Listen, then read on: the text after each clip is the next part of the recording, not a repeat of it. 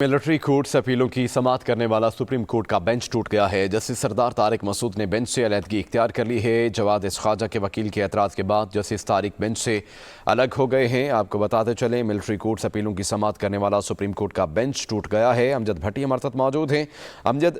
یہ جواد خواجہ کے وکیل کے اعتراض کے بعد جسٹس طارق بینچ سے الگ ہو گئے ہیں، کیا اعتراض اٹھایا گیا؟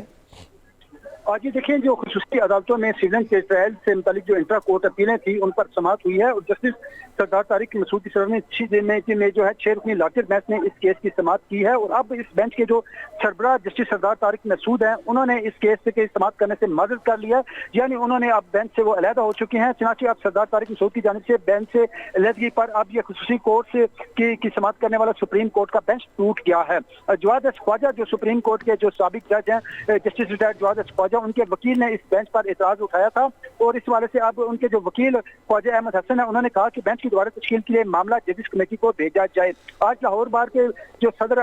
کی جانب سے حامد خان جو وکیل ہیں انہوں نے اس کیس میں دلائل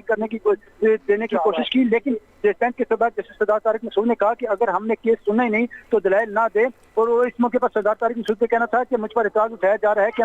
میں اس کیس سے علیحدہ ہو جاؤں۔ چنانچہ اب سردار طارق مسعود کی جانب سے اس بینچ سے علیحدگی کے بعد اب نئے بینچ کی تشکیل کے لیے یہ معاملہ جو ہے وہ ججی سے جو کمیٹی ہے جو بینچوں کی تشکیل کا جو اختیار رکھتی ہے اس کے پاس یہ معاملہ بھیج دیا گیا ہے اور اب سویلین کو کے جو ملٹری کورٹ میں ٹرائل سے متعلق جو ہے وہ جو ججز کی جو کمیٹی ہے وہی نئے بینچ کی تشکیل سے متعلق کوئی فیصلہ کرے گی۔ جی